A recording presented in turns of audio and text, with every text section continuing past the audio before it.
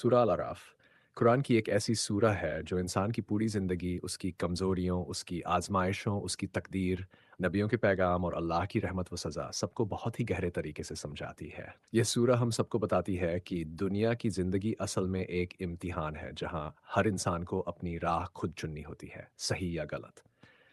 सबसे पहले आप लोग यह समझो कि इस सूरा का नाम आफ क्यों है?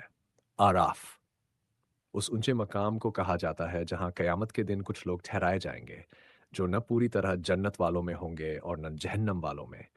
ये जगह इंसान को उसके आमाल का असल चेहरा दिखाने वाली जगह होगी।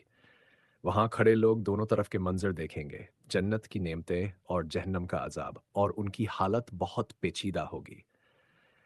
ये हमें सिखाता है कि जिंदगी को हल्के में नहीं लेना चाहिए। हर छोटा काम भी तौला जाएगा।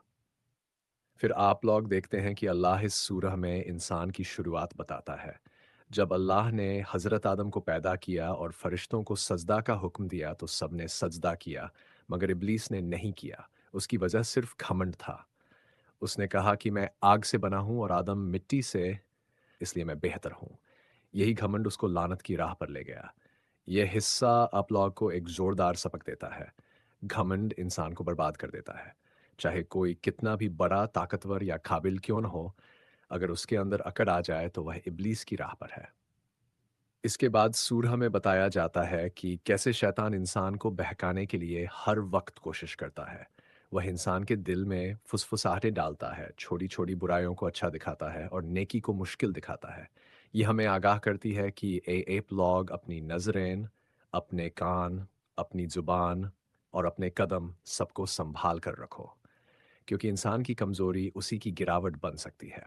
फिर इस सूरह में आप लोग नबियों की कौमों का पूरा सिलसिला देखते हो। हज़रत नूह, हूद, सालेह, लूत, शुएब, उनकी कौमें, उनके पैगाम और उनकी नाफरमानियाँ। हर कौम को सच दिखाया गया, मगर जिसने अल्लाह के पैगाम को ठुकराया वह बर्बाद हो गई। ये कहानी केवल इतिहास नहीं, ये आप लोग सबको चेतावनी है कि अल्लाह के अहकाम के खिलाफ चलना कभी भी इंसान को इज्जत नहीं देता। इस सूरह की एक और बड़ी बात यह है कि ये बताती है, अल्लाह किसी कौम को तब तक नहीं पकड़ता जब तक वह खुद अपनी ज़िंदगी को बदल कोशिश ना कर दे। यानी अगर इंसान बुराई छोड़ने और नेकी अपनाने का फैसला कर ले, तो अल्लाह उसका रास्ता खोल देता है। फिर एप लॉग देखते हैं कि अल्लाह जन्नत और जहन्नम का बहुत साफ जिक्र करता है।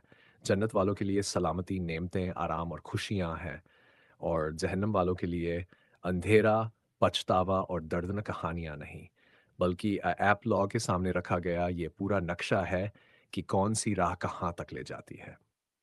सूरह का एक बहुत अहम हिस्सा ये बताता है कि लिबास यानी कपड़ा सिर्फ जिस्म ढकने की चीज़ नहीं, बल्कि अल्लाह से डर का लिबास यानी तकवा असल लिबास है।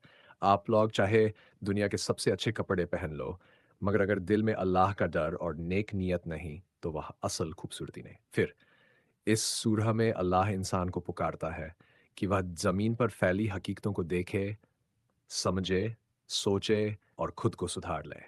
अल्लाह कभी नहीं चाहता कि इंसान गुमराह हो। यह सूरह एक ऐसी पुकार है जिसे हर इंसान को अपने दिल में महसूस करना चाहिए। आखिर में सूरह अल-अराफ का सबसे गहरा पैगाम यह है कि इंसान के लिए सबसे ज़रूरी चीज़ अल्लाह की हिदायत को पकड़कर रखना है। क्योंकि जिन लोगों ने हिदायत को थामे रखा, अल्लाह ने उन्हें उठाया, सरफराज किया और दुनिया आखिरत में इज्जत दी। और जिन्होंने उसे छोड़ा, वह अंधेरे में गिर पड़े, चाहे वह कितने ही लायक क्यों न हो। यह सूरा आप लोग को बुलाती है कि अपनी जिंदगी की राह को खुद संभालो, संभालो। नेकी की राह मुश्किल दिखती है, मगर उसका अंजाम रोशन है, और बुराई की राह आसान दिखती है, मगर उसका अंजाम अंधेरा है।